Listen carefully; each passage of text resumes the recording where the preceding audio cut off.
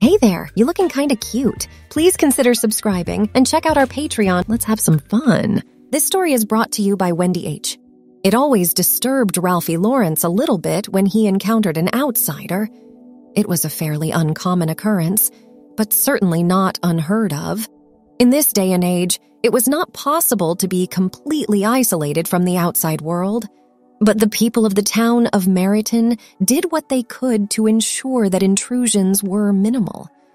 He remembered vaguely something about a people called the Amish, and knew there were some similarities. He knew Meryton was a town founded on a belief, and that Mary Ashford came here with her family and a determination to minimize influences to their way of life. Until the unbelievers out there changed their minds, their society and Meryton's could not peacefully coexist.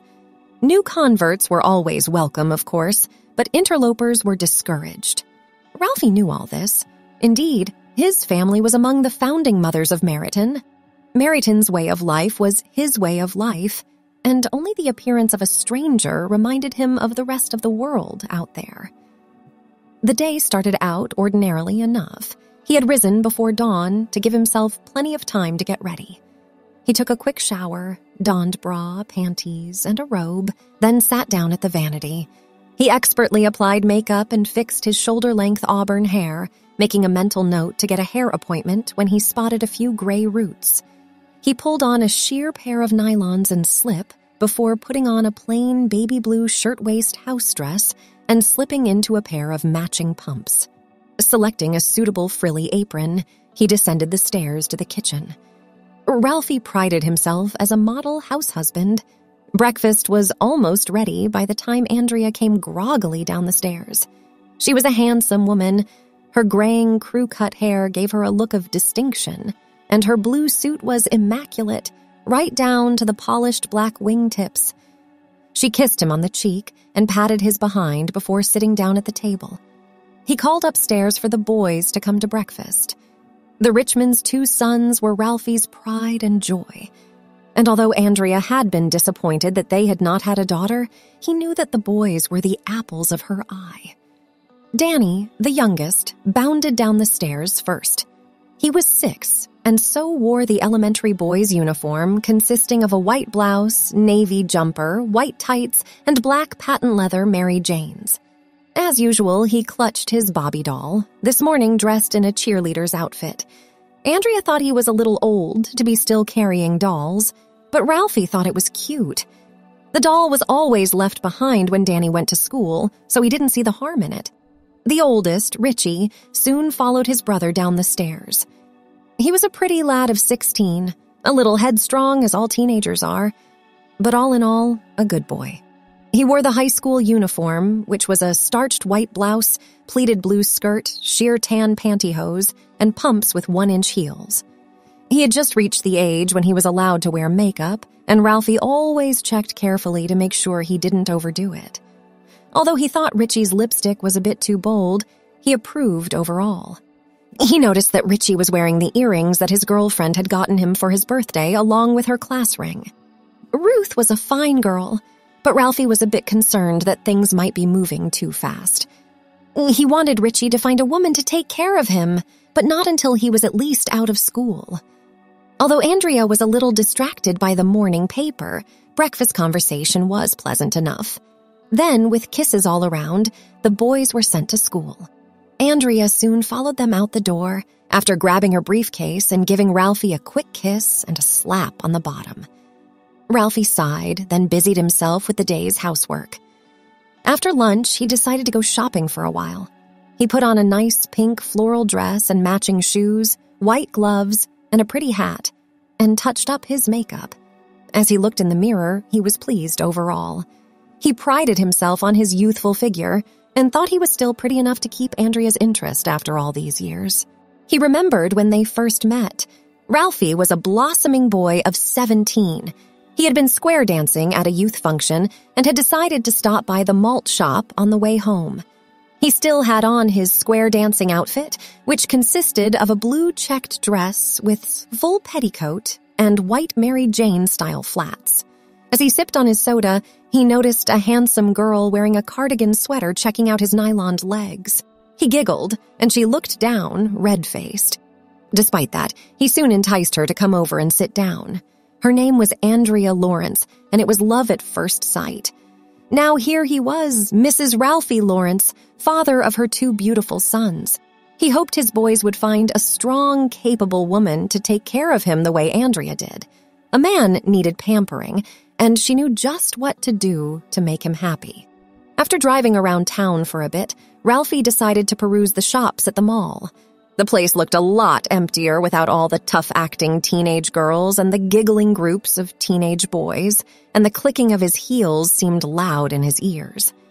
He went into one of the men's boutiques, but most of the dresses seemed made for skinny boys, not men with real-life proportions. Evidently, most everyone else thought so too. The shop was deserted except for him and the bored-looking young clerk. Ralphie looked at the clerk askance.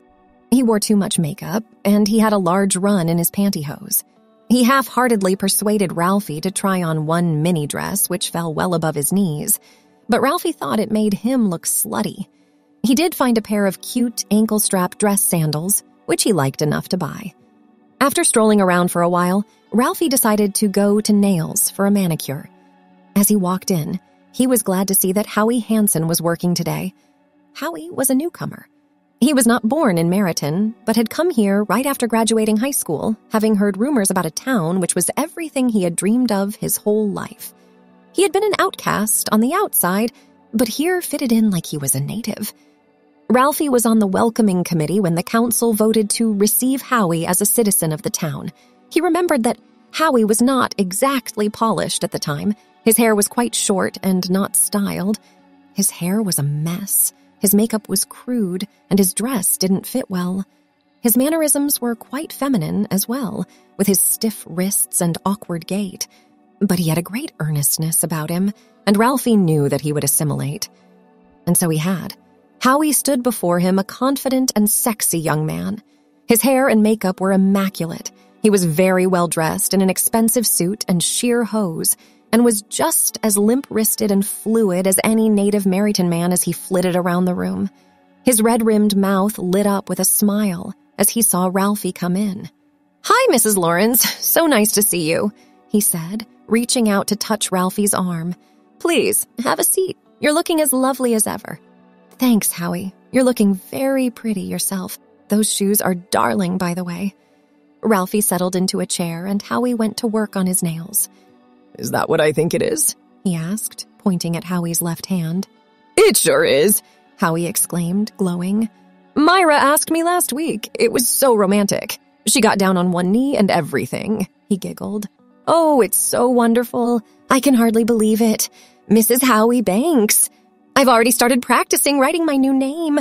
There are so many things to do. I have to find a dress and the bridesmaids' dresses. Jeffy's going to be my maid of honor. There's so much to plan, but I love it," he gushed happily. Ralphie smiled as Howie did his nails and chattered on.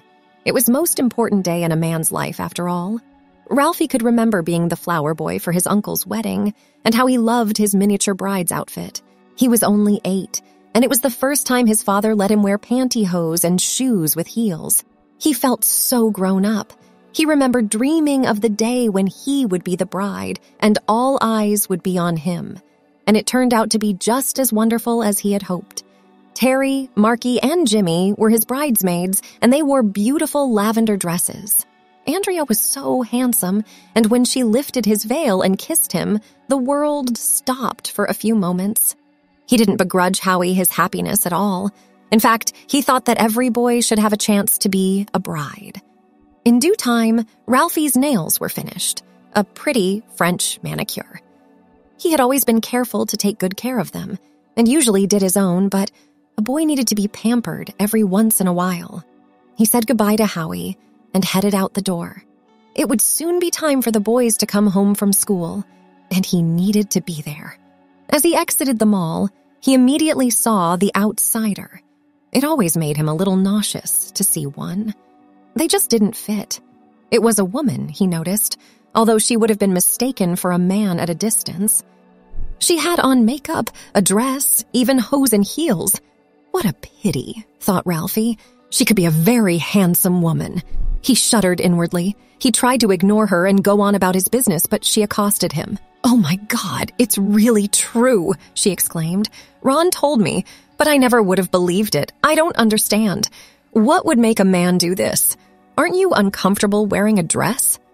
"I might ask the same of you." Ralphie rolled his eyes. These outsiders were all the same.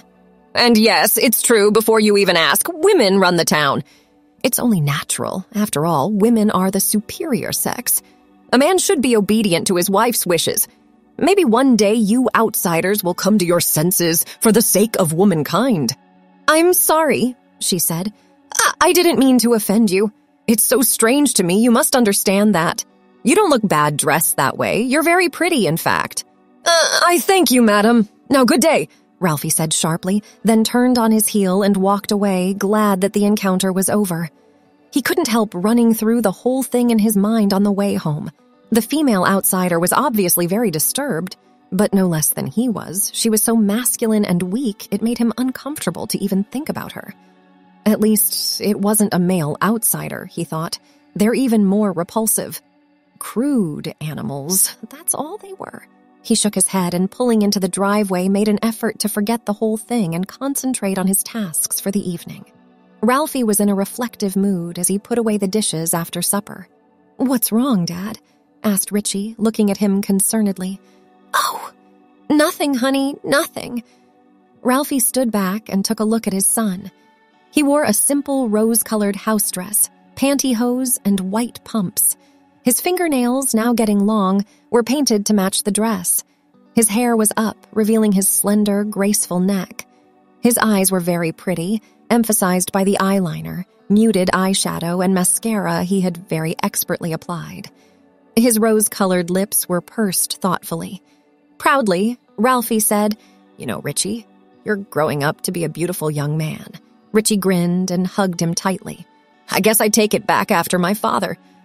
Just then, Danny walked in, wearing his black leotard, pink tights, and pink ballet shoes. Andrea followed behind him. "And there's my other pretty little boy," said Ralphie. "I almost forgot about ballet practice. You and your mother be careful, Pumpkin." He kissed Danny on the cheek, then wiped away the lipstick imprint. "We will," said Andrea, as she took Ralphie into her arms and gave him a long, lingering kiss. No doubt about it, he thought. I am a lucky man, and thank God I was born in Meriton. Thanks for watching. Be sure to check out Patreon for early access and exclusive content.